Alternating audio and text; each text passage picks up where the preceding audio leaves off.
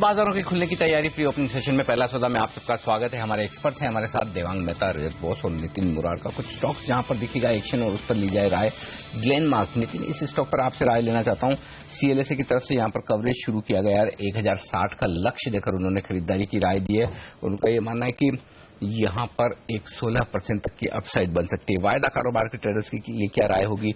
Glenmark या फिर जो दूसरे हाई बीटा फार्मा स्टॉक्स हैं, चाहे वो वोकहार्ड हो, स्ट्राइड्स हो, जो काफी एक्शन में रहते हैं वायदा कारोबार में, और औरोबिंदो फार्मा, क्या खरीदेंगे आप? देखिए जी, मैं ग्लेनमार्क फार्मा के साथ ही जाऊंगा क्योंकि जो रिलेटिव स्ट्रेंथ इसकी है वो काफी स्ट्रांग है और मार्केट की रिकवरी में हमने देखा अच्छी रिकवरी इसमें आई है। और अभी जो ऊपर रेसिस्टेंस हमें दिख रहा है वो करीब 920 के आसपास का रेसिस्टेंस है, क्लोजिंग 890 के आसपास है। तो मुझे लग रहा है कि एक शॉर्ट टर्म में बाउंस आपको 920 के आसपास मिलना चाहिए और 920 के ऊपर अगर ये चलता है तो फिर नेक्स्ट टारगेट आपको 960 970 का होगा। जो मार्केट की ये जो अभी वीकनेस आई करीब 9000 से आप देखिए 8000 निफ्टी आई, इसमें पूरे के पूरे वीकनेस में ग्लेनमार्क फार्मा में बहुत ज्यादा कुछ वीकनेस नहीं है। इवन अभी भी अपने हाइस के आसपास ही है। तो रिलेटिव स्ट्रेंथ इसलिए मैं बोल रहा हूं कि काफी ज्यादा इसमें है। तो मैं समझता हूं कि ग्लेनमार्क फार्मा में आप लॉन्ग टर्म के लिए भी एकोमुलेशन कर सकते हैं। शॉर्ट टर्म के ख्याल से अगर आपको ट्रेडिंग करनी है तो 860 का स्टॉप लॉस होगा और इमीडिएट टारगेट 920 और उसके बाद 950। ओके, 920 950 के लक्ष्य के लिए यहां पर तेजी करें ग्लेनमार्क फार्मा में। ये राय वायदा कारोबार के ट्रेडर्स के लिए। लेकिन इस बीच भारतीय बाजारों के खुलने की तैयारी बता दें आपको, संकेत किस तरह के आते हुए दिख रहे हैं। एसजेएक्स निफ्टी 18 अंकों के नुकसान के साथ ट्रेड करता हुआ दिख रहा है। 1/4% का नुकसान। धीरे धीरे कमजोरी एसजेएक्स निफ्टी पर बढ़ती हुई आपको नजर आएगी और इसकी वजह देखिए निक्की के बाजार जो अब 0.5% कमजोर है। हांगकांग जरूर मामूली हरे निशान में बने रहने में कामयाब। शंघाई के बाजार कमजोर है तो हांगकांग को छोड़कर बाकी बड़े बाजार सारे कमजोर हैं। स्ट्रेट टाइम्स एकदम फ्लैट है। ताइवान 1% गिर चुका। अब तो एशियाई बाजारों की शुरुआत थोड़ी सी कमजोरी की तरफ बढ़ती हुई नजर आ रही है। सिर्फ हांगकांग को छोड़ दें बाकी सारे बाजारों पर नुकसान ही देखने को मिल रहा है। ऐसे में देखना यह भी अहम होगा कि आज रुपए की चाल किस तरह की रहती है, क्योंकि करेंसी मार्केट में भी कोई संकेत बहुत अच्छे तो है नहीं। वहां से भी लगातार कमजोरी होती हुई दिख रही। 64 के लेवल पर रुपया भी आ चुका। तो आज हम ये भी देखेंगे कि वहां पर किस तरह का लेवल होता है, क्योंकि कल क्लोजिंग एग्जैक्टली 64 पर आती हुई दिखी थी। पहली टिक आपकी स्क्रीन पर आती हुई सेंसेक्स और निफ्टी पर 9 अंक ऊपर सेंसेक्स है, 50 अंक ऊपर दिख रहा है निफ्टी। और उसकी वजह है आईसीआईसीआई बैंक का स्टॉक जो कि 10% ऊपर है प्री ओपनिंग सेशन की पहली टिक में। जाहिर सी बात है कि अनरियलिस्टिक रेट्स हैं ये। अब 7% ऊपर, एनटीपीसी 4% ऊपर, भेल में 2% की मजबूती। हीरो मोटोकॉर्प अपने पिछले 2 दिनों की मजबूती को आगे बढ़ाता हुआ 2% ऊपर है। यस बैंक 2% नीचे, ल्यूपिन में 2.5% का नुकसान। कई एफआईज थोड़े से अपने टारगेट्स कट कर रहे हैं ल्यूपिन पर नतीजों की बात तो ये देखना होगा। रुपए की शुरुआत शांत होती हुई दिख रही है 3 पैसे की मजबूती के साथ। करेंसी मार्केट स्टेबल है, 64 रुपए के लेवल के आसपास ही इस वक्त आपको नजर आएगा। ये रुझान इस वक्त का। देखिए एक और स्टॉक जीएमआर इंफ्रा, इस पर आपसे राय लेना चाहता हूं देवांग। और खबरें यहां पर ये आ रही कि कुछ इनके दिल्ली इंटरनेशनल एयरपोर्ट के लैंड को लेकर शायद सीबीआई की तरफ से प्रिलिमिनरी इंक्वायरी शुरू होती हुई दिखी है। प्रोमोटर्स ने काफी अच्छे खासे प्लेज भी कर रखे। हाल ही में हमने देखा था बड़े प्लेज हुए थे और राइट्स इश्यू में भी हमने 15 रुपए में आते हुए देखा था। क्या लग रहा है, क्या इस तरह के स्टॉक्स जहां पर ओवर लीवरेजिंग है, बड़े प्लेज हैं, उसके ऊपर अभी ये एजेंसीज की इंक्वायरी, क्या जीएमआर इंफ्रा दूसरा लेंको इंफ्रा तो बनने नहीं जा रहा?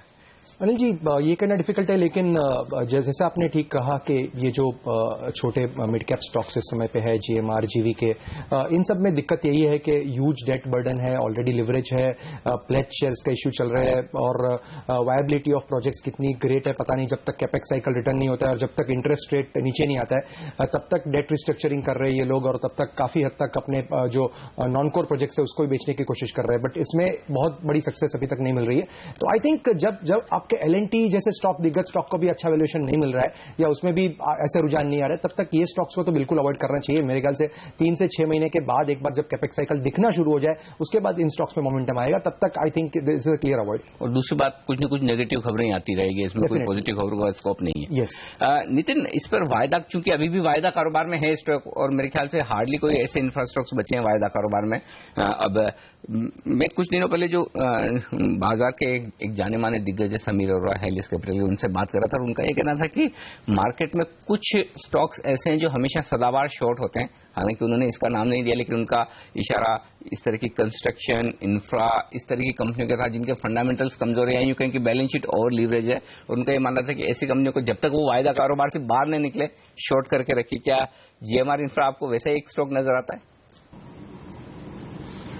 लेकिन जी करंट लेवल पे शॉर्ट पोजीशन नहीं बनाना चाहिए, क्योंकि काफी स्ट्रांग आप देखिएगा तो 14.5-15 के बीच में सपोर्ट आ रहा है। और कल इसमें क्या हुआ है कि स्टॉक 1.5% ऊपर है, ओपन इंटरेस्ट 3.5% बढ़े हैं, बट इसमें डिलीवरी काफी बढ़ी है कल compare to previous day 250% delivery बढ़ी है। तो मुझे लग रहा है कि एक बाउंस जरूर स्टॉक में आ सकता है, और अगर आपको बाउंस प्ले करना है तो 14 रुपए 70 पैसे का स्टॉप लॉस रख के 16 रुपए 20 पैसे तक का बाउंस आना चाहिए। तो मुझे लगता है इस लेवल पे शॉर्ट पोजीशन बनाना सही नहीं होगा, बट लॉन्ग टर्म के ख्याल से बिल्कुल सही है कि स्टॉक बिल्कुल डाउन ट्रेंड में है, और इसे हमें इस ट्रेड को छोटे बाउंस के लिए प्ले करना चाहिए। लंबे कैरी फॉरवर्ड करने में बाई साइड में हमें जीएमआर में ऑलवेज लॉस आने की संभावना है। तो साफ तौर पर यहाँ पर अगर बाउंस आए तो यहाँ पर शॉर्ट पोजीशन बनाएं, और इन्वेस्टर्स के लिए या फिर लॉन्ग टर्म अगर आप ट्रेड देख रहे हैं तो फिर अवॉइड करें तो बेहतर होगा। लेकिन फंडामेंटली राय साफ तौर पर यहाँ पर एक तरह से बिकवाली की ओर ही आती हुई दिख रही है। एविएशन स्टॉक्स अब सीसीआई की नजर पड़ी है अब, और ऐसे में एक तरह से पॉजिटिव है क्या देवांगी कि ये विंडो सीट के लिए भी पैसा ले रहे हैं, अपनी मनपसंद सीट के लिए कैंसिलेशन चार्ज बढ़ा रहे हैं, ये सारी चीजें हो रही तो, और उस पर सीसीआई की नजर, तो क्या ये समझा जाए कि कंपनियों के प्रॉफिट अच्छे आएंगे? क्या करेंगे आप स्पाइस जेट और जेट एयरवेज में? पता नहीं, मैं हमेशा यही कहता हूँ कि इसमें खाली फ्लाई करना बेटर है। ये टिकट्स आपको जब सस्ती मिलती है टिकट्स बाय कर लो, स्टॉक्स बाय मत करो। जैसे आपने ठीक कहा, ये रडार पे है। डेफिनेटली शॉर्ट टर्म एक नेगेटिव हो सकता है, बट अगेन जैसे मैं कहता हूँ कि इतनी कॉम्पिटिटिव इंडस्ट्री में जब आपके ETF प्राइजेस के ऊपर आपकी पूरी ये डिपेंडेंट हो, तब बहुत डिफिकल्ट है इन लोगों का बहुत ज्यादा प्रॉफिट बनाना। तो I think it's a clear avoid. Aviation sector बिल्कुल इस समय पे इन्वेस्टर्स के लिए तो रिकमेंड नहीं करूंगा। ओके, तो दूर रहने की सलाह इन स्टॉक्स में। लेकिन एक पैक जहां पर हमने देखा कल काफी एक्शन, वो है Adani group, specially Adani enterprises. Rajat, आपकी मैं राय लेना चाहूंगी। यहाँ पर हमने देखा अच्छी तेजी आई कल के सत्र में, 7% तक भागा वो शेयर। आज की और तेजी की उम्मीद है। प्री ओपन सेशन में आप देखिए 0.5% के नुकसान के साथ कारोबार। देखिए, थोड़ी सी नीचे खुल सकता है, लेकिन इसमें जो मोमेंटम है वो बरकरार रहेगा जब तक कि ये स्टॉक मेरे ख्याल से 702 से लेके 696 ये रेंज के नीचे जब तक नहीं जाता है, इसका buy side momentum will remain intact, and there is a possibility कि ये इन दिनों में कभी 748 से लेके 751 ये रेंज एक बार टेस्ट कर ले, तो overall at lower levels it can be a buy from a technical point of view. Okay, तो यहाँ पर हरकत डेफिनेटली आती हुई दिखाई दे सकती है। आज करीब 1 से नीचे फिसला है ये शेयर। एक स्टॉक जहां पर हमने देखा है नंबर्स अच्छे रहे हैं, वो है अशोका बिल्डकॉन। वो स्टॉक आपके लिए हाजिर करेंगे। प्री ओपन सेशन की शुरुआत कैसी देखने को मिली है, यहाँ पर याद रखिए on the face of it अच्छे क्वार्टर देखने को मिल रहा है। दोनों कंस्ट्रक्शन और बीओटी टोल में परफॉर्मेंस अच्छा रहा है, और प्री ओपन सेशन 7% की तेजी के साथ शुरुआत होगी स्टॉक की, ये संकेत दे रहा है। करीब 3 गुना प्रॉफिट बढ़ा है। देवांग, क्या सलाह होगी स्टॉक पर? अक्षय ये स्टॉक ट्रैक नहीं कर रहे हम, तो इस पे डिफिकल्ट होगा। Not a problem. रजत, अगर इसका चार्ट आप देख सके, अशोका बिल्डकॉन एक परफॉर्मर बीच में रहा है, नतीजे अच्छे आए हैं, शायद स्टॉक में आज तेजी रहे, तो क्या खरीदारी करनी चाहिए? देखिए, 200-डे एक्सपोनेंशियल मूविंग एवरेज काफी नजदीक पे है इन दिनों में, ये एकदम पूरी सपोर्ट रेंज के आसपास आ चुका है, तो मैं कहूंगा कि 145 के नीचे स्टॉप लगाइए और ऊपर की तरफ ट्रेड ले सकता है। 162 का टारगेट मान के चलिए, this will be a good trade, but I suppose ये जो रिजल्ट आपने बता रहे, ये कल तो डिस्काउंटिंग नहीं हुआ है, आज शुरू में ओपनिंग में गैप से डिस्काउंट हो जाए तो उसके बाद में आपको यही देखना पड़ेगा कि 162 के ऊपर सस्टेन कर रहा है या नहीं। अगर सस्टेन करता है तो नेक्स्ट टारगेट होगा 166 रुपया 50 पैसा। ओके, पावर स्टॉक्स में नितिन कहीं आप ट्रेड करना चाहेंगे, क्योंकि एनटीपीसी, टोरेंट पावर तो खैर वायदा कारोबार में नहीं, लेकिन NTPC, power grid, Tata power जैसे तो कुछ पॉजिटिव खबरें एनटीपीसी के लिए आती हुई दिखी, जो इनके गैस बेस्ड पावर प्लांट्स हैं जहां पर सप्लाई को लेकर दिक्कतें थी, वहां पर सरकार सब्सिडाइज गैस देने के लिए तैयार है, ई ऑक्शनिंग हुई है। क्या करना चाहेंगे? एनटीपीसी में एक अच्छा रुझान भी देखने को मिला तेजी का। देखिए, एनटीपीसी में तो कल शॉर्ट पोजीशन बनी है और अच्छे वॉल्यूम के साथ शॉर्ट पोजीशन बनी है। इवन इसमें लास्ट 2-3 ट्रेडिंग सेशन से हम लोग अपने क्लाइंट्स को पुट्स एंड सेल साइड में रिकमेंड कर रहे थे। और अभी भी जो इसमें सिग्नल्स हैं वो कल डिलीवरी बेस्ड सेलिंग हुई है, तो मुझे लगता नहीं है कि बहुत ज्यादा कुछ पॉजिटिव एनटीपीसी में है। अगर कोई पॉजिटिव न्यूज है तो थोड़ा बाउंस बैक आपको 144 145 तक आ सकता है, but that will be only a bounce back. But अगर आप पावर स्टॉक्स में अदर स्टॉक्स को देखते हैं तो मुझे लगता है टाटा पावर है और JSW एनर्जी है, इनमें एक बाउंस बैक आपको दिख सकता है। और स्पेशली टाटा पावर में मुझे लगता है कि थोड़ा बाउंस बैक ऊपर की तरफ आना चाहिए। ओके, टाटा पावर शायद एक बेटर प्ले रहेगा और JSW एनर्जी में भी एक पुलबैक की संभावना।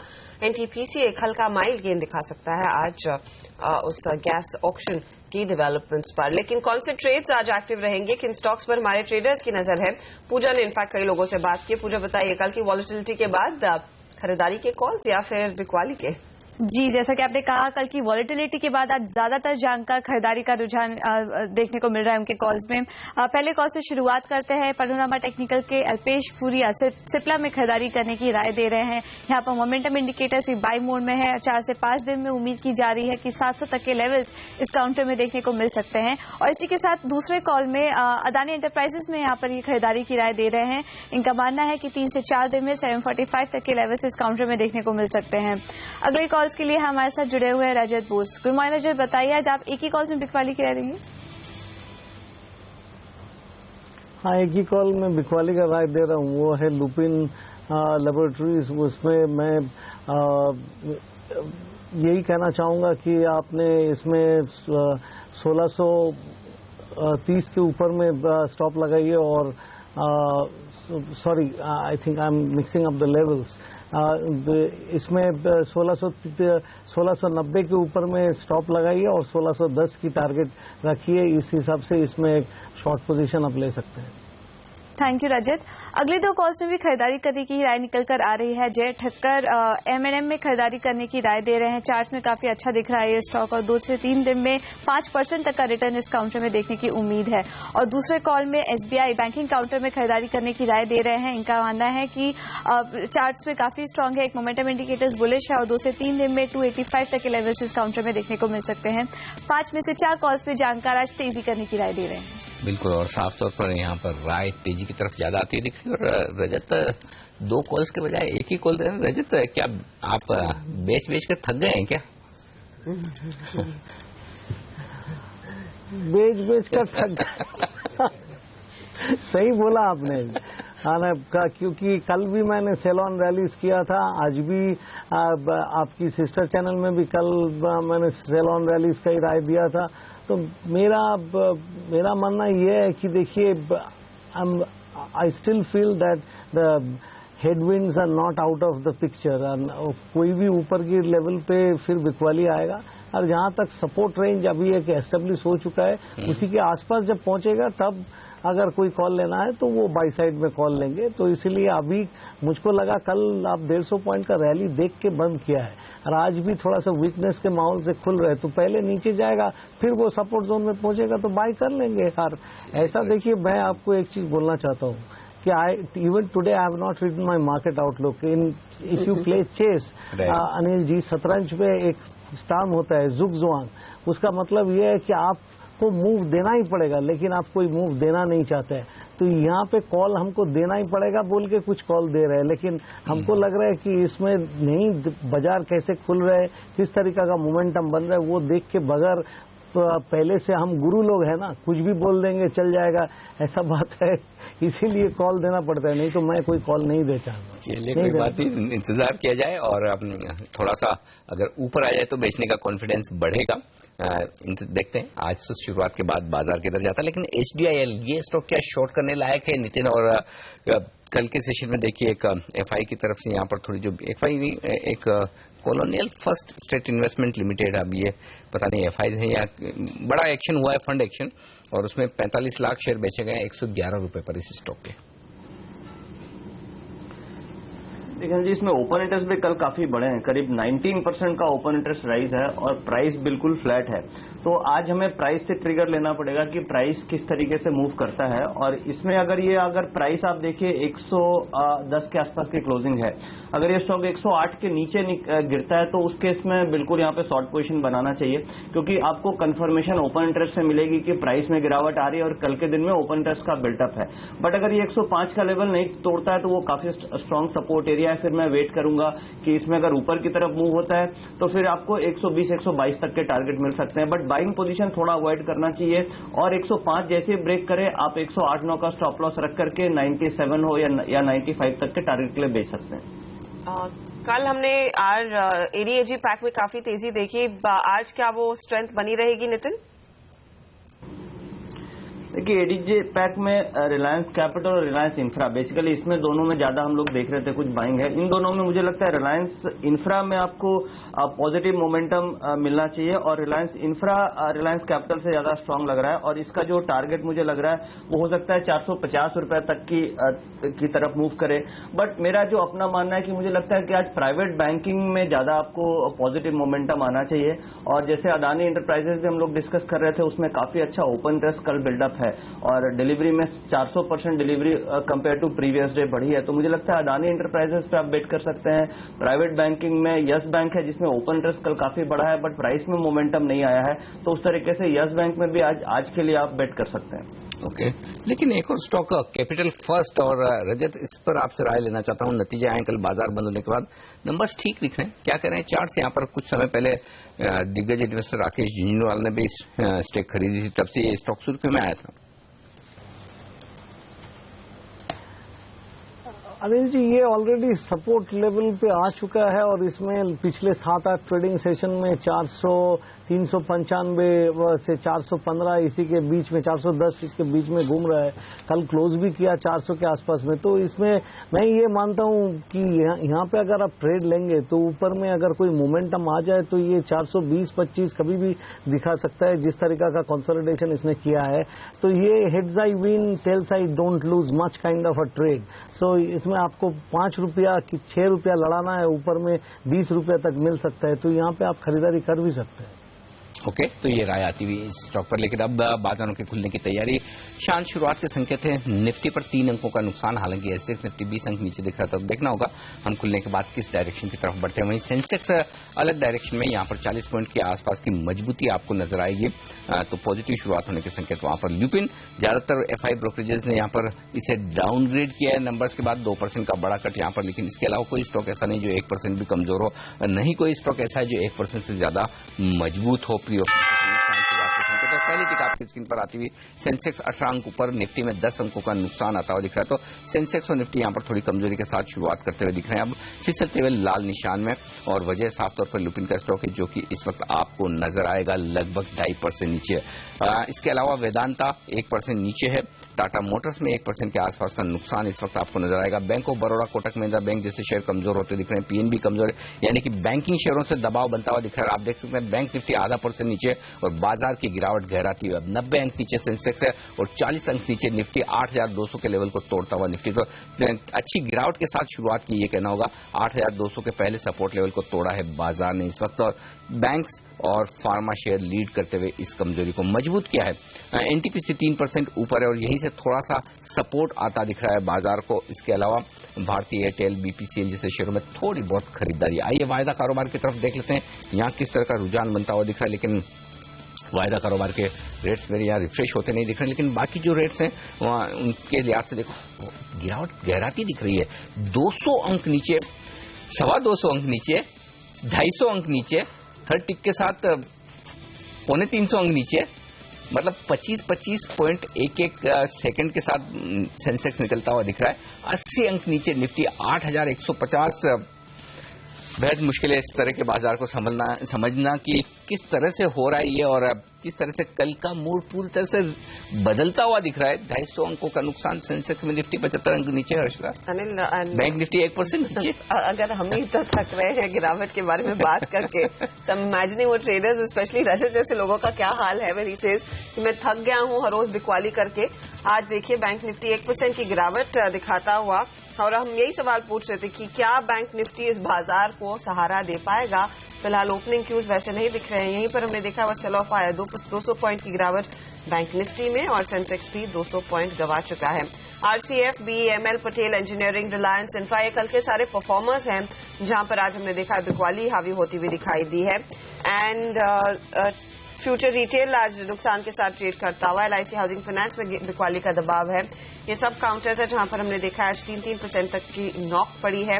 सुजलॉन एनर्जी हेवी वॉल्यूम्स पर 1% फिसलता हुआ। Sintex, Adani power, GVK power and infra, Crompton Greaves, इन सब में बिकवाली हावी है। लेकिन कुछ काउंटर्स आपके लिए हाजिर करते हैं। अशोका बिल्डकॉन 3 गुना बढ़ा है मुनाफा, और वो स्टॉक देखिए 12% ऊपर। मैरिको में हमने देखा है धीरे धीरे करके खरीदारी बढ़ती हुई। ये एमएससीआई इंडेक्स का हिस्सा बनेगा, और आप देखिए 3% के गेन्स आज भी देखने को मिले हैं। श्री सीमेंट इसका साथ देने वाला है एमएससीआई में, और 3% की बढ़त यहां पर होती हुई। माइंड ट्री में एक पुल बैक आया। जेके टायर के आज नतीजे आएंगे तो यहां पर थोड़ी सी खरीदारी होती हुई दिखाई दी है। इसके अलावा आप देखिए यूपीएल 1% ऊपर। ग्लेनमार्क फार्मा, सीएलएसए की कवरेज अब आती हुई, और उस स्टॉक में एक स्पाइक देखने को मिला है। टोरेंट फार्मा में करीब 1% के गेन्स देखे जा रहे हैं। इसके साथ साथ आप देखिए भारतीय इंफ्राटेल, गुजरात गैस जैसे काउंटर्स, जुबलेंट लाइफ जैसे स्टॉक्स, इनमें कुछ खरीदारी बनती हुई दिखाई दी है।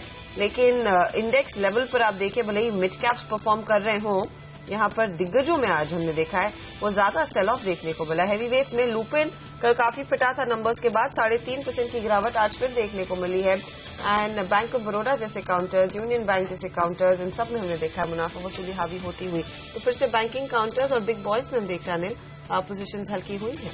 बिल्कुल, लेकिन जिस तरह की तेज गिरावट हुई है हर्षदा, वो थोड़ी सी चौंकाने और डराने वाली है कि एकदम, हालांकि हम अंदाज लगा रहे थे कि बाजार कमजोर खुलेंगे, रुझान शायद नेगेटिव हो, लेकिन जिस तरह से एग्रेसिवली बिकवाली हुई, 8,150 के आसपास सपोर्ट लेने की कोशिश हुई। आज 8,146 का लो है, 8,232 का हाई है, यानी कि शुरुआत में आप देखिए 80 पॉइंट की वॉलेटिलिटी, 90 पॉइंट की वॉलेटिलिटी आपको दिखेगी, नजर आएगी साफ तौर पर निफ्टी में। और सेंसेक्स लगभग 250 पॉइंट, 300 पॉइंट की वॉलेटिलिटी दिखा चुका है। सेंसेक्स में आप देख सकते हैं कि जिस तरह से हाई और लो बने, 27,300 के आसपास का हाई बनाया और 27,000 के आसपास का लो, यानी कि 325 पॉइंट के आसपास की यहां पर भी उतार चढ़ाव होती हुई दिखी। तो काफी तेज गिरावट हुई है, और अब भी कहीं कोई बड़ा सपोर्ट या रिकवरी आती नजर नहीं आ रही है। और इस वक्त आप देख सकते हैं लगभग 240 अंक नीचे सेंसेक्स और 80 अंक नीचे निफ्टी है।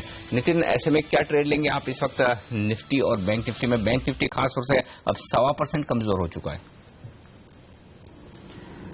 देखिए, जो डेटा के अगेंस्ट में मार्केट जा रहा है, मगर अभी आप देखेंगे तो निफ्टी में 8200 से लेके आप देखिएगा तो 8180 के बीच में काफी बड़ा वॉल्यूम आया है, और उस वॉल्यूम में हमने देखा कि काफी तेज सेल ऑफ आया। तो इसका मतलब हुआ कि बड़ी क्वांटिटी में माल बेचा गया है, और वो आपको 8200 के भाव से बेचना चालू हुआ, और आप देखिए और 8180 के बीच में पूरा का पूरा बिका है। तो मैं समझता हूँ वही स्टॉप लॉस रख के हमें बेचना ही चाहिए, क्योंकि जिस तरीके से कल के सारे गेन खत्म हो रहे हैं और मार्केट में जो डेटा के अगेंस्ट में भी जा रहा है, तो मुझे लगता है कि फिर पॉसिबिलिटी है कि हम लोग 8100 का लेवल ब्रेक कर पाएंगे। अगर वो ब्रेक करता है तो फिर नीचे टारगेट आपके 7800 तक के भी हो सकते हैं। तो यहाँ पे काफी कॉशियस रहना चाहिए, बाय पोजीशन अभी फिलहाल इनिशिएट नहीं करें, क्योंकि बड़ी क्वांटिटी 190 के एवरेज में बेची गई है। तो यहाँ पर 8137, 8140 के लेवल्स, नितिन क्या 8100 पर सहारा मिलने की पॉसिबिलिटी है या नहीं? देखिए, मुझे अब उम्मीद नहीं लग रही है, क्योंकि कल का जो लो है अगर वो ब्रेक कर जाता है तो फिर सेल ऑफ काफी स्ट्रांग हो सकता है। और जो बड़ी क्वांटिटी अभी हम लोग देखा कि वॉल्यूम्स हुआ है, जब तक वो कवर नहीं हो सकते हम यहाँ पे नहीं मान सकते कि वो सपोर्ट लेगा या नहीं लेगा। बट एज ऑफ नाउ इस लेवल पे अगर यहाँ से थोड़ा सा रिकवर होता है, मार्केट 75 पॉइंट या 60 पॉइंट रह जाती है, उस समय मैं 180 फ्यूचर प्राइस का स्टॉप लॉस रख करके एक बार बिकवाली करना चाहूंगा। तो यहाँ पर बिकवाली करने की राय। और इस बीच 270 अंकों का नुकसान होता हुआ सेंसेक्स में, निफ्टी 80 अंक नीचे, तो तेज गिरावट बैंक निफ्टी में 1.5%। ये देवांग, कैसे आप बैंकिंग शेयरों में इन्वेस्ट करेंगे, क्योंकि इतनी ज्यादा वॉलेटिलिटी बैंकिंग शेयरों में?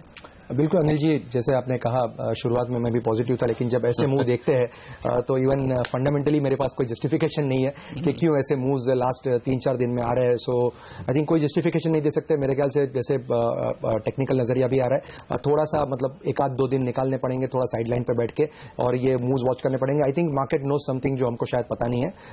इस तरह के मूव्स बहुत जस्टिफिकेशन नहीं दे सकते हम। तो आई थिंक मैं पहले भी कहा है कि शॉपिंग लिस्ट रेडी रखिए। जैसे भी आपको लगे कि बहुत नीचे आपका स्टॉक आया है तो ट्रांचेस में बाय करने की एक नीति अपनानी चाहिए। 100% मत डालिए, 25-30% you can buy whatever you want to buy, वो कर सकते हैं। निफ्टी का आज का जो मूव था वो 8232 तक गया। क्या टेक्निकली यहाँ पर रजत कोई ऐसा सिग्नल था, या फिर आजकल हम देख रहे हैं फिर से वो सिस्टम इंड्यूस्ड सेल्स काफी टाइम पर आते हैं, कि वैसा कुछ ट्रिगर आया है इस मूव में आज?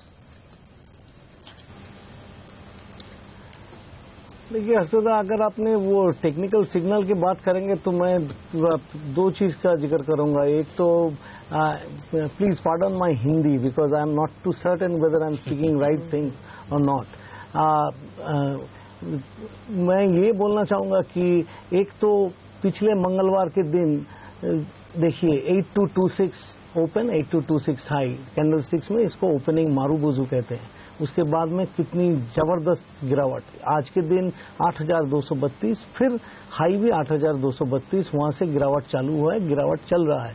पॉइंट इज दिस कि अभी आप एक बार थोड़ा सा निफ्टी से हट के CNX 100, 200, 500 and specially CNX consumption जो है, आपके पास में करंट डेटा होगा, रियल टाइम डेटा, उसी में अगर कोई कारण से CNX कंजम्पशन 3272 जो कि कल 3342 पे बंद किया, ये तोड़ देता है, तो this will be a very negative signal for the market for the medium term. और एक बार CNX मिड कैप 50 को देखिए, कितनी महीनों से इसमें डिस्ट्रीब्यूशन चल रहा है। अभी ये वीकनेस, अभी आप दिग्गजों में इतना गिरावट नहीं देखेंगे, क्योंकि ऐसे भी इंडेक्स मैनेजमेंट होता है निफ्टी में, बट मिड कैप 50, CNX 500, ये CNX dividend distribution, CNX commodities, उसको देखिए जो वीकनेस उसमें दिखा रहा है, उसके चलते ऊपर की तरफ में, जो मैंने कहा था आपको कि ऊपर की तरफ में मैं सेल ही कर रहा हूँ, इसलिए कर रहा हूँ कि ये नीचे जाते हुए मुझको दिख रहा है, तो वही मैं बोल रहा हूँ। बट हम एक चीज जरूर बोलना चाहूंगा कि 8100 से लेके 8050 या तो 8000 ही मान लीजिए, ये जो सपोर्ट रेंज है, ये जब तक नहीं टूटता है तब तक आशाएं है कि फिर बाउंस करेगा। अगर वो टूट जाता है तो 7800 भी जाएगा, ऐसा ही पॉसिबिलिटीज है। और ये मैंने कल जो आउटलुक लिखा था उसमें एक बेयरिश मैथोल्ड पैटर्न का नाम लिया था। वो किसी ने हमको बोला कि ये रूल बुक में ऐसा नहीं है, वैसा नहीं है। मैं उतना रूल बुक नहीं देखता हूं। मैं इतना मानता हूं कि कुछ बेसिस पॉइंट में कोई कैंडल ऊपर निकल गया तो उसको हम बेयरिश नहीं मानेंगे, बुलिश मानेंगे, ये पॉसिबल नहीं है, क्योंकि ओवरऑल पिक्चर अभी भी काफी नेगेटिव है। और मैं आपको जो बोला था कि मैंने जो ओपन इंटरेस्ट एनालिसिस किया था उसमें FII का वो 2 तरफा खरीदारी, कॉल और पुट, उसको देखते हुए मुझको यही लगा कि मार्केट में वॉलेटिलिटी काफी रहेगा। तो इसीलिए मैं वो जो आपको बोला, अनिल जी को मैंने बोला कि हमने कुछ ट्रेडिंग कॉल ऐसा देना नहीं चाह रहे, वो उसी के कारण। जैसा कि इस लेवल पे शॉर्ट करते हुए मुझको थोड़ा डर लगता है, लेकिन 8200 के ऊपर में जो शॉर्ट कल मैंने किया था उसको हम बरकरार रख रहे हैं जब तक वो 8217 से लेके 8232 का रेंज पार करके निकलना जाता है। ओके, तो ये राय आती हुई यहाँ पर मुश्किल वक्त है ट्रेडिंग करने के लिहाज से इस वक्त बाजार में, और दिख भी रहा है, क्योंकि जिस तरह से वॉलेटाइल होते दिख रहे बाजार, तेजी मंदी, हर एक दिन मूड बदलता हुआ, अच्छे खासे गैप से ऊपर या नीचे खुलता हुआ। आज कमजोरी का दिन, 200 अंक नीचे इस वक्त सेंसेक्स है, निफ्टी 70 अंक नीचे, बैंक निफ्टी 1.25% मजबूत है। लेकिन मिड कैप शेयरों पर रखी नजर, थोड़ी सी मामूली सी रिकवरी के संकेत वहां से शुरू होते हुए दिख रहे हैं, ये एक अच्छा संकेत। चलिए लेंगे एक छोटा सा ब्रेक, लेकिन उससे पहले हमारे एक्सपर्ट से विदा लेने का वक्त है। देवांग मेहता, रजत बॉस और नितिन मुरार का शुक्रिया आपका हमारे लिए वक्त निकालकर बाजार पर अपनी राय आज हमारे साथ शेयर करने के लिए। ब्रेक के बाद फोकस होगा हमारा प्रधानमंत्री की चीन यात्रा पर और उसके साथ ही बाजार पर भी। प्रभुदास लियादर के इन्वेस्टमेंट स्ट्रेटेजी और एडवाइजरी हेड अजय बोड़ के हमारे साथ जुड़ेंगे इस ब्रेक के बाद और साथ ही उनसे लेंगे बाजार का डायरेक्शन और कमाई की टॉप 5 पिक्स भी।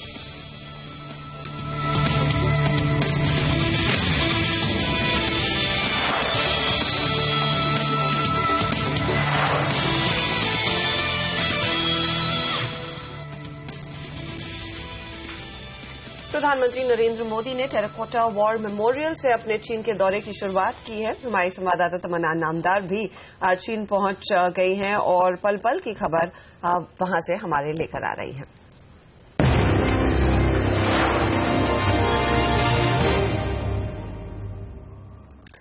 तमन्ना, बताइए आज मोदी का कार्यक्रम क्या रहेगा, कहां कहां शिरकत करेंगे? आज का जो शियान का पूरा प्लान है, यहाँ पर एक सॉफ्ट स्टार्ट हो रही है पूरी यात्रा की। एक कल्चरल एक्सचेंज होगा, उनका जो हिस्टोरिक तरीका है वेलकम का, टैंग डायनेस्टी का उनका स्वागत होगा, एक भव्य स्वागत होगा। साथ में वो पगोड़ा में भी जाएंगे, वाइल्ड गूस पगोड़ा में जाएंगे, टेराकोटा म्यूजियम में वो गए हुए हैं, जहां वो यहाँ की कल्चरल चीजें हैं उसका वो अनुभव लेंगे। जो एक थ्रस्ट रहा है भारत और चीन में, एक ब्रिज बनाने की कोशिश रही है, उसका फोकल पॉइंट रहा है बुद्धिज्म, जो शुरू हुआ है भारत से और यहाँ चीन में भी बहुत लोग बुद्धिस्ट हैं, तो वो एक कॉमन ग्राउंड लेकर आगे बढ़ेंगे। मोदी जी की शुरुआत शियान में होना अपने आप में भी बड़ी बात है, क्योंकि आमतौर पर ये फॉरेन विजिट्स बीजिंग में होते हैं और ये कोशिश है बताने की कि किस तरह की नजदीकियां रही हैं और बढ़ रही हैं दोनों देशों के लीडर्स के बीच में, जो दोनों बहुत ही स्ट्रांग लीडर्स माने जाते हैं अपने अपने देशों में, और उनमें पॉलिटिकल विल है कि अगर वो इस रिश्ते को वाकई सब्सटैंशियल टर्म्स में आगे बढ़ाना चाहें तो मौका इनके पास है। लेकिन तमन्ना, मोदी जी क्या प्लान लेकर गए और बातचीत का पूरा फोकस कहां होगा?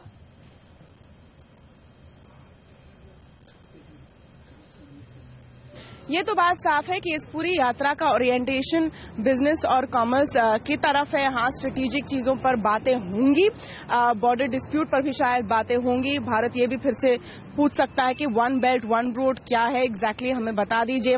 सामने से हम एक गुडविल जेस्चर में ई वीजा की भी फैसिलिटी चीन को दे सकते हैं, लेकिन जो मेन फोकस रहेगा, करीब $10 बिलियन के कॉन्ट्रैक्ट्स की घोषणा हो सकती है, government to government, business to business.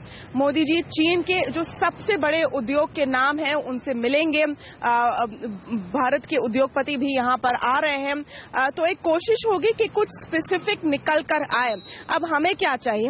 हमें चाहिए कि कुछ ट्रेड बैरियर्स गिराए जाए, भारत की कंपनियों के लिए आसान किया जाए, चीन की बाजार खोली जाए। फार्मास्यूटिकल्स फॉर एग्जांपल, हमारा जो जेनेरिक ड्रग्स है उसका 70 बल्क ड्रग्स है उसका 70% हिस्सा हम चीन से इंपोर्ट करते हैं, लेकिन चीन उसके बाद जो हम जेनेरिक दवाई बनाते हैं वो वापस नहीं आयात करता। तो इस तरह की हम मांग करेंगे कि आप हमारे लिए भी बाजार खोलिए ताकि ये मौके हम दोनों को मिल सके। शुक्रिया तमन्ना इनामदार दत्ता आप देश लेकर आएंगी मोदी की पूरी यात्रा पर। आज इनकी इस बैठक होने वाली भी है शी जिनपिंग से और उसके बाद शाम को वो रवाना होंगे बीजिंग की तरफ। याद रखिए बड़ा बिजनेस डेलीगेशन भी गया है जिसमें गौतम अदानी, अनिल अंबानी जैसे बड़े इंडस्ट्रियलिस्ट शामिल हैं। हम लेंगे एक छोटा सा ब्रेक और आगे बात होगी मार्केट में क्या इस समय खरीदारी का मौका है, इस वॉलेटिलिटी के बीच कौन से स्टॉक्स आपको सेफ रिटर्न्स दे सकते हैं। प्रभुदास लीलाधर के इन्वेस्टमेंट स्ट्रेटेजी और एडवाइजरी हेड अजय बोड़ के हमारे साथ होंगे ब्रेक के बाद।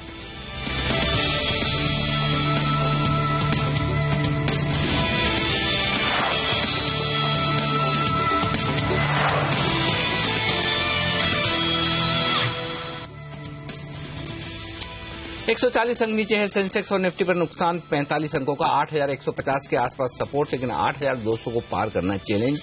ये है पिछले कुछ मिनटों की रेंज निफ्टी के लिए। लेकिन इस बीच जो हम कह रहे थे आपको कि मिड कैप इंडेक्स पर रखिए नजर, और वहां पर थोड़ी रिकवरी के संकेत आते हुए दिख रहे हैं। आप देख सकते हैं मिड कैप इंडेक्स इस वक्त 1/4% फायदे के साथ ट्रेड करता हुआ दिख रहा है। बैंक निफ्टी यहाँ 1.5% के आसपास का नुकसान था, अपने आधे नुकसान की भरपाई करता हुआ बैंक निफ्टी अब 0.5% के आसपास का नुकसान वहां पर नजर आएगा। लेकिन अब भी गिरने वाले शेयरों की तादाद है ज्यादा, 625 स्टॉक कमजोर है और 475 स्टॉक्स में बढ़त है, तो बढ़ने वाले शेयरों की तादाद कम है। इनफैक्ट अच्छा संकेत ये कि कमजोर खुलने के बाद अब बढ़ने वाले शेयर थोड़े से बेहतर होते हुए दिख रहे हैं, तो लोअर लेवल्स पर थोड़े शॉर्ट्स कवर होते हुए दिखे, ये संकेत साफ तौर पर बाजार में आता हुआ दिख रहा है। निफ्टी फ्यूचर्स पर डालिए नजर। इस वक्त निफ्टी फ्यूचर्स आप देख सकते हैं 58 अंक नीचे, यानी कि आज प्रीमियम में थोड़ी कमी आती हुई दिखी। कल हमने देखा था प्रीमियम बढ़कर 16 अंक पर पहुंच गई थी, अब प्रीमियम सिर्फ 6 अंक की, जी हाँ 7 अंक की प्रीमियम बची है। तो ये एक थोड़ा सा काफी हद तक यूं कहे कि मिसमैच चल रहा है वायदा कारोबार में। प्रीमियम में आज जो कमी आई है यानी कि वो दिखा रही है कि थोड़ी शॉर्ट कवरिंग होती हुई दिख रही है। लेकिन बाजार के इस डायरेक्शन पर, इस उतार चढ़ाव पर बात करते हैं। हमारे साथ कार्यक्रम में शामिल हो रहे हैं प्रभुदास लियादर इन्वेस्टमेंट स्ट्रेटेजी और एडवाइजरी के हेड अजय बोडके। अजय, गुड मॉर्निंग, स्वागत है आपका सीएनबीसी आवाज पर। लंबे समय बाद आपसे बात हो रही है, इसलिए पहला एक कॉल बाजार के इस उतार चढ़ाव पर, इस डायरेक्शन पर लेना चाहता हूं। क्या हो रहा है मार्केट में और इतने वोलेटाइल मार्केट को कैसे ट्रेड करें, कैसे इन्वेस्ट करें? Good morning. मेरे ख्याल से 3 या 4 कंसर्न्स बाजार पे हावी है। अगर हम देखें तो सबसे पहले एक टेपिड अर्निंग्स ग्रोथ इस क्वार्टर में हमें दिखाई दे रहा है। जब हमने ये तिमाही का शुरू किया था तब 424 रुपए का हमारा अनुमान था FY15 निफ्टी EPS का, जो कि रफली 4.7% ऑन YOY बेसिस ग्रोथ था। लेकिन जैसे नतीजे आ रहे हैं वैसे हम देख रहे हैं कि नतीजे एक्सपेक्टेशन से थोड़े कम है, और आज हमारा अनुमान है कि FY15 का EPS तकरीबन 412 रुपए पे एंड होगा, जो कि सिर्फ 1.7% ग्रोथ YOY बेसिस पे है। और इसमें भी हमने वेदांता में जो वन टाइम राइट ऑफ लिया है गुडविल का, वो कंसिडर नहीं किया है। अगर वो हम कंसिडर करते तो हमें 2 या 3% घटौती दिखेगी FY15 के EPS में ओवर FY14। और दूसरा बाजार में ये कंसर्न है कि FY16 का जो अर्निंग्स नंबर्स है, कंसेंसस नंबर्स, वो आज भी रफली 18.6% ग्रोथ दिखाता है, अराउंड 487 रुपीज का EPS नंबर है। तो उसमें कंसर्न ये है कि अगर investment revival, economic revival second half of FY16 में शुरू होगा तो आगे जाके अगले 3 या 4 महीने में वो 487 नंबर जो है उसमें हम घटौती देखने का चांस बढ़ता है, और वो 18.6% ग्रोथ न रह के अराउंड 14-15% ग्रोथ तक आने का सवाल होता है, जिसके कारण मार्केट और थोड़ा एक्सपेंसिव लगने लगता है। दूसरा कंसर्न ये है कि मार्केट में जो इन्वेस्टमेंट रिवाइवल साइकिल है वो रफली 6 महीने से पीछे गया है, और अब अनुमान ये है कि सेकेंड हाफ ऑफ FY16 में हमें इन्वेस्टमेंट रिवाइवल साइकिल देखने के कैन हैपन सेकेंड हाफ। और बैंकिंग सेक्टर जो है, जिसमें हम देख रहे हैं कि काफी सारे पब्लिक सेक्टर बैंक्स ये अनुमान दे रहे हैं कि फ्रेश स्लिपेजेस FY16 में कम होंगे FY15 के कंपैरिजन में, which is I think a positive sign which will aid investment revival because PSU banks constitute nearly 70% of the total loans in the country, and even some of the leading private sector banks like ICICI हो या Axis हो, उन्होंने भी यही अनुमान दिया है कि फ्रेश स्लिपेजेस FY16 में कम होंगे FY15 के कंपैरिजन में। तीसरा यह है कि जो सेशन खत्म हुआ उसमें जो एक रैंक अपॉर्चुनिज्म कुछ ऑपोजिशन पार्टीज ने दिखाया, और जो बहुत ही इंपॉर्टेंट इकोनॉमिक लेजिस्लेशन था, essentially GST, land bill is still contentious, लेकिन GST जो था, जो which is one of the most seminal legislation 1947 के बाद इंडायरेक्ट टैक्सेस में ये सबसे इंपॉर्टेंट लेजिस्लेशन था, जिससे भारत के इकोनॉमिक ग्रोथ में 2% की GDP बढ़ सकता था। लेकिन they forced the government which was keen to pass it to push it on to monsoon session, जिसके कारण इम्पैक्ट काफी गहरा सदमा इन्वेस्टर्स को पहुंचा है। लेकिन गवर्नमेंट कमिटेड है कि मॉनसून सेशन में एक बार स्टैंडिंग कमेटी की रिपोर्ट आने के बाद, सिलेक्ट कमेटी की रिपोर्ट आने के बाद दैट शुड बी क्लियर्ड। और चौथा कंसर्न था कि बिलो नॉर्मल मॉनसून IMD ने फोरकास्ट किया था, लेकिन अगर हमने स्काईनेट का फोरकास्ट देखा, जो प्राइवेट सेक्टर एजेंसी है, उनका यह अनुमान है कि मॉनसून विल बी नॉर्मल। तो ये 4 कंसर्न्स मार्केट पे हावी हो रहे थे। लेकिन पॉजिटिव साइड पे अगर हम देखेंगे तो सबसे इंपॉर्टेंट ये है कि CPI इन्फ्लेशन कंट्रोल में आ गया है because of measures that RBI and government taken together, और हमारा अनुमान है कि रफली एटलीस्ट 50 to 100 बेसिस पॉइंट्स का रेट कट अगले एक साल में आना चाहिए। अगर आपने 1.5 और 2% का कॉरिडोर जो आरबीआई ने कहा है रियल रेट्स का देखा, फिर भी हमको एटलीस्ट 1% का कट 12 से 15 महीने में दिखता है। और सेकेंड इंपॉर्टेंट पॉइंट है कि भले क्रूड 40% $45 से ऊपर गया है, लेकिन वो आज भी $115 का जो भाव था पिछले जून में, उससे 40% डाउन है। इससे मेरे ख्याल से भारत को $40 बिलियन का 12 मंथ में सेविंग्स होगा इंपोर्ट्स में, जिसके कारण which is equal to 2% of GDP. तो जो सीएडी का कंसर्न था वो बिल्कुल रहा नहीं है। तो अजय, आप बेसिकली ये कह रहे हैं कि तमाम नेगेटिव्स फैक्टर इन हो चुके हैं और कुछ पॉजिटिव्स पर अब जोर दिया जाए। ऐसे माहौल में जहां पर हम देख रहे हैं काफी ज्यादा वॉलेटिलिटी है, कल भी हम निमिष शाह से बात कर रहे थे, उन्होंने कहा एक मौका है खरीदारी करने का, स्पेशली लॉन्ग टर्म निवेशकों के लिए। तो आप सबसे पहले कौन सा शेयर रखना चाहेंगे रेडार पर जहां पर आपको लग रहा है इस मार्केट में खरीदारी कर ली जाए?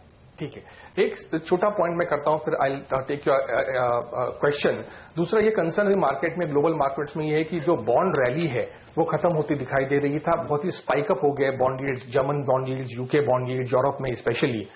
लेकिन उससे जो इंडिया में निवेश आया है काफी फिक्स्ड इनकम सिक्योरिटीज में, उसमें लोगों को कंसर्न है कि क्या वहां से आउटफ्लो होंगे, उसका इम्पैक्ट क्या होगा। लेकिन मेरे ख्याल से that can also be looked eight positively, क्योंकि इंडियन रूपी जो है वो आफ्टर यूएस डॉलर के बाद सबसे स्ट्रांग करेंसी रहा है ओवर लास्ट 12 to 15 मंथ्स। और on RER basis 10% it is over valued.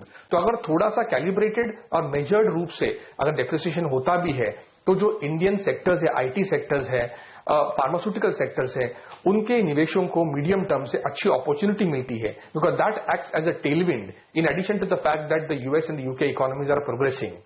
Now coming to your question, I think there are 2 or 3 sectors that we are asking investors की इस जो घटौती हो रही है उसमें आप लॉन्ग टर्म कमिटमेंट कीजिएगा। सबसे पहले है कि जैसे इंटरेस्ट रेट्स में घटौती होना कंफर्म्ड है। हमारे ख्याल से एटलीस्ट जून की पॉलिसी में एक 25 बेसिस पॉइंट कट आना ही आना चाहिए, followed by further cuts, at least 1 more cut, और it could even be 2 more cuts. So overall 50 to 100 basis points rate cut 12 से 15 महीने होना चाहिए। उससे फायदा होगा 3 सेक्टर्स को इंटरेस्ट रेट सेंसिटिव सिक्लिकल्स में। सबसे पहले auto and auto ancillary sector है, उसमें हमारा ये मानना है कि volume growth will very strong in Maruti Suzuki. It's the largest player in the sector, इसलिए मारुति सुजुकी में आपको निवेश करना चाहिए। We are expecting a target price of 4300 over a 12-month period in Maruti, around रफली 18.5% CAGR इन अर्निंग्स सेल्स में expect कर रहे हैं, followed by around leading to 38% growth in bottom line इस साल और around 26% growth in bottom line next year. And the ROE should go up from 19.5% to around 22% in FY17. In auto Ashok Leyland के जो नतीजे आए हैं, हमने कल कॉन कॉल भी सुनी, काफी अच्छा उन्होंने गाइडेंस दिया है। First signs of revival of MCV HCV cycle are clearly evident, और उनका ये मानना है कि LCV साइकिल 6 महीने के लैग से रिवाइव होता है MCV HCV के बाद, और अभी हमने 3-4 महीने से हम रिवाइवल देख रहे हैं MCV HCV में फर्स्ट साइंस, तो LCV में भी रिवाइवल आने के अनुमान है 2-3 महीने में। तो इसलिए ये जो क्षेत्र है MCV HCV LCV का, इनमें जो अच्छे प्लेयर्स है उनमें आपको निवेश करने के लिए लॉन्ग टर्म से देखना चाहिए। इसलिए हमारा मानना है कि Ashok Leyland should be looked at as one of the strong picks. हमारा 88 रुपीज का टारगेट प्राइस है 1 ईयर के हिसाब से, और 31 rupees growth in top line इस साल, फॉलोड बाय अराउंड 26% नेक्स्ट साल हम अनुमानित कर रहे हैं, और 376% growth in bottom line this year and 59.8% bottom line growth in next year Leyland में हम ये कर रहे हैं। और ROE जो है वो बहुत ही स्ट्रांगली ग्रो होगा फ्रॉम 15.7% टू अराउंड 21.5% इन अशोक लेलैंड। मदरसन, सुमी और भारत फोर्ज ये 2 दूसरे स्टॉक हैं ऑटो एंसिलरी में जो आपके पोर्टफोलियो में होने चाहिए।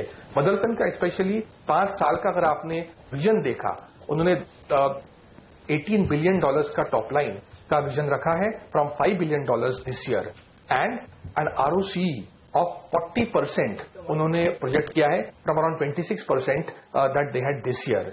सो मेरे ख्याल से, and they have got extremely strong orders from Daimler Benz, from some of the large players in Europe.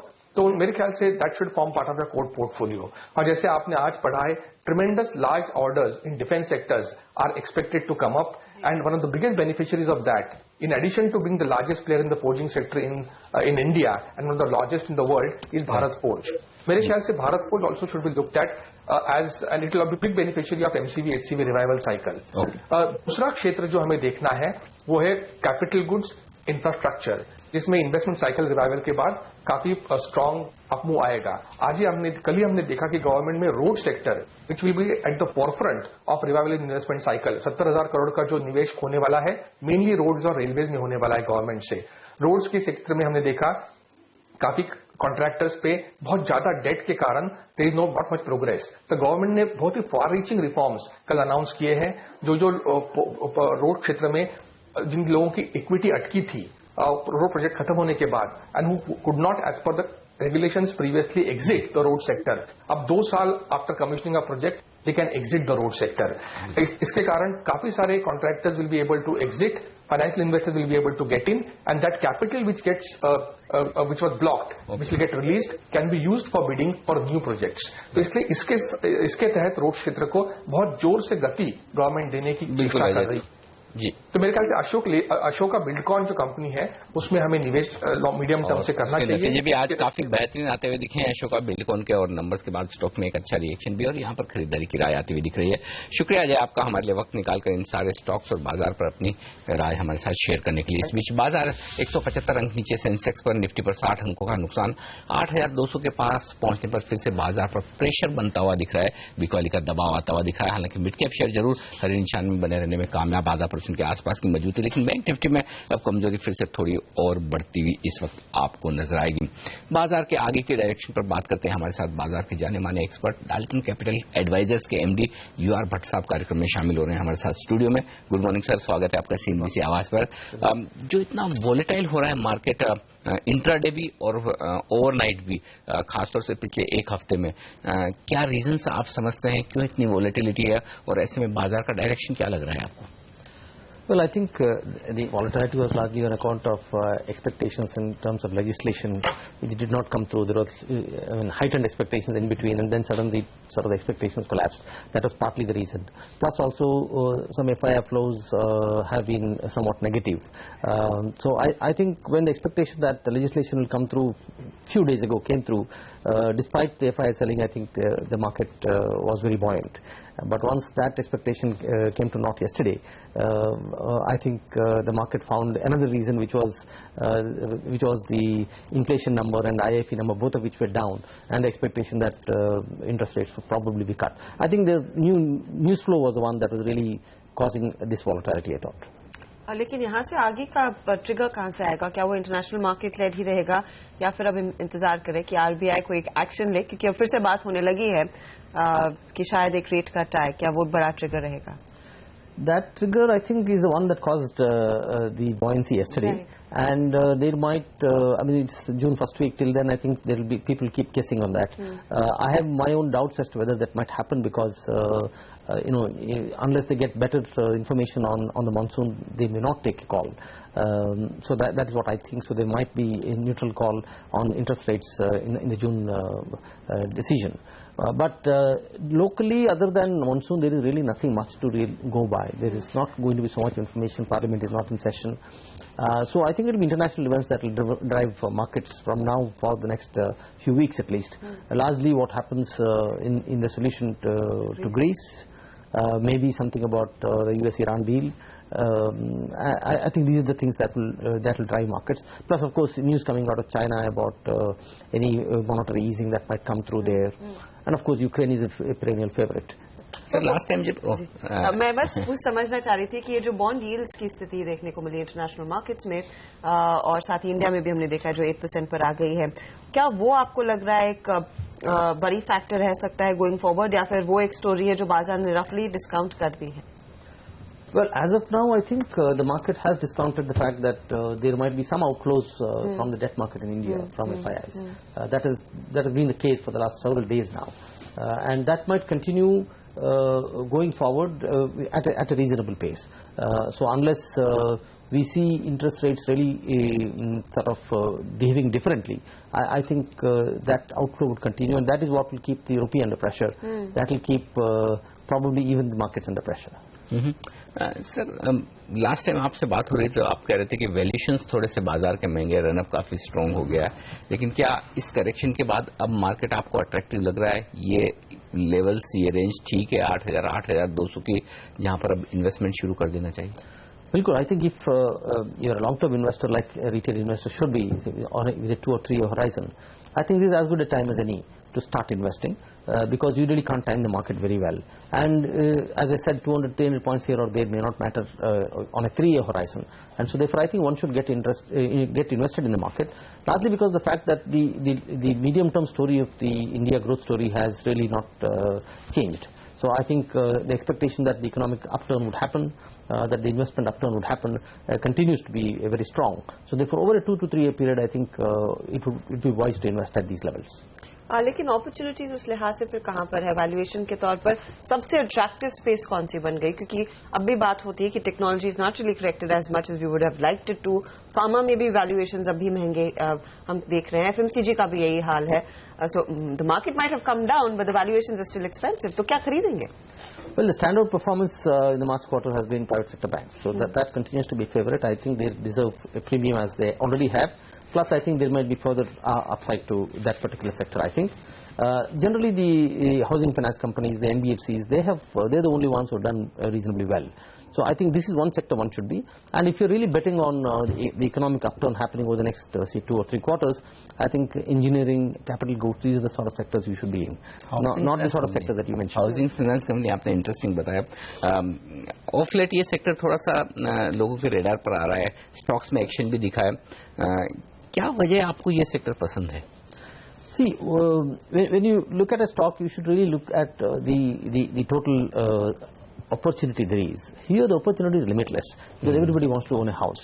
So therefore the top line growth should not be too much of a problem if you are able to control your NPAs and if you have access to reasonably cheaper funds. So I think the ones which are big, which have promoted by big institutions, I think they are the ones who have access to the retail market, access to the wholesale market in terms of low cost funds.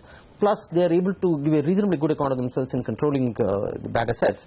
I think growth is not a problem. You cannot probably say this of most other sectors where growth is a given. Here growth is a given. It only depends on how much of the growth you can really capture.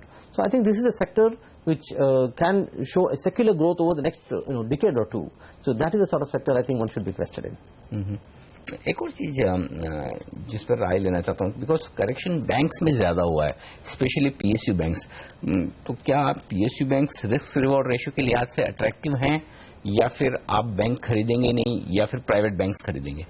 Of course, private sector banks continue to be attractive because they are gradually grabbing market share from the public sector banks, and public sector banks have this issue of capital, issue of leadership, issue of NPAs. I think these macro issues need to be tackled. The government has still not come out with any solution to these problems, and I think it will probably take some more time for the government to do that. So till then, I think the private sector banks are able to capture the market share. At least a significant portion of the growth there is going to be captured by the private sector banks. So therefore, public sector banks, I think there is no great hurry to buy into. I think there needs to be some more policy action there before you can really consider that. यहाँ पर technology पर मैं वापस आऊंगी. Considering रुपी में हमने देखा वो प्रेशर आया, क्या उसका फायदा इन कंपनियों को मिलेगा या फिर क्योंकि कंपनियां खुद अर्निंग विजिबिलिटी के लिहाज से इतनी कॉन्फिडेंट नहीं है, शायद आपको लग रहा है it's little tricky to take a call कि कहां पर वो एक्चुअल ऑर्डर फ्लोज आने वाले हैं, प्राइसिंग इंप्रूवमेंट रहेगी? Well, I think depreciating rupee is certainly good news for them, but the fact is that they are really talking of very anemic growth now. While few years ago we were talking of 30%, 25% growth, today we are barely talking of double-digit growth. But if you really see the top line, companies are really not corrected valuations commensurate with the new growth paradigm. So I think there will be a time correction in these stocks, and so therefore, while you may not be able to make much money on these stocks, but I think since it's a very large portion of the index, I think one needs to be invested, but probably neutral to marginally overweight. How much would you like them to correct to start buying them aggressively? Well, I think if earnings catch up, it doesn't have to correct. चलिए, तो यहाँ पर मौके ढूंढे आप बाजार के इस करेक्शन में, लेकिन 2 से 3 साल का व्यू रखें और फिर खरीदारी के मौके दिखाएं। हो सकता है 200-300 पॉइंट निफ्टी और यहाँ से कमजोर हो, लेकिन टाइम करने के बजाय बेहतर होगा कि आप थोड़ा टाइम दे बाजार में 2 से 3 साल का अपने निवेश को। शुक्रिया भट्ट साहब आपका हमारे लिए वक्त निकालकर आज स्टूडियो में आने के लिए और बाजार सेक्टर्स पर अपनी राय हमें देने के लिए।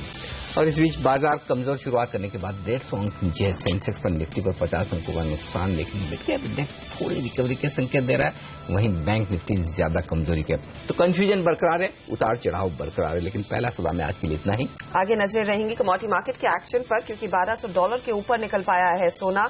आज भारतीय बाजारों में क्या ओपनिंग हो उस पर रखेंगे नजर और साथ ही लेकर आएंगे आवाज IPL। ब्रेक के बाद नमस्कार।